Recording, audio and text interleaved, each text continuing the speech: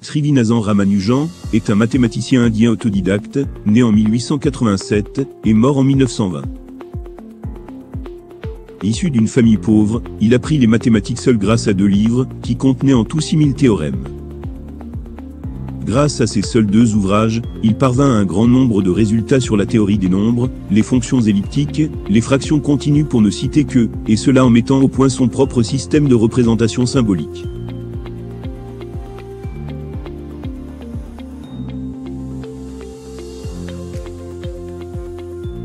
Après quelques articles publiés en Inde, il se mit à écrire à des mathématiciens en Europe.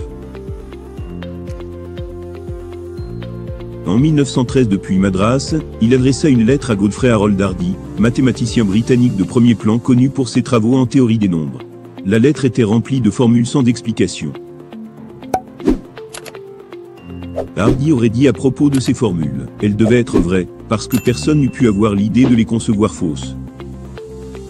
Ramanujan est alors invité à Cambridge pour y travailler avec Hardy. Là, il répète souvent qu'une équation n'a de sens que si elle exprime la réflexion de Dieu.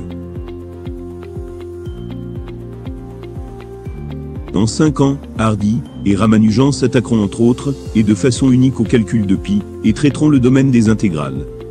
Avant de mourir en 1919, Ramanujan laissera 4 carnets manuscrits, remplis d'équations non prouvées, qui ont été publiés dans les années 90. 3000 formules encore étudiées aujourd'hui, par les mathématiciens du monde entier. Après la mort de Ramanujan, Hardy a dit, pour ma part, il m'est difficile de dire ce que je dois à Ramanujan, son originalité m'a été une source constante de suggestions, depuis que je le connais, et sa mort est l'un des pires coups que j'ai jamais reçus.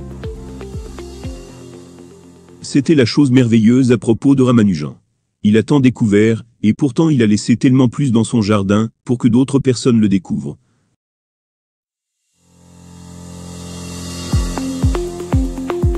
Et ainsi prend fin l'histoire d'un mathématicien de génie autodidacte, qui va affronter les plus grands scientifiques de ce monde.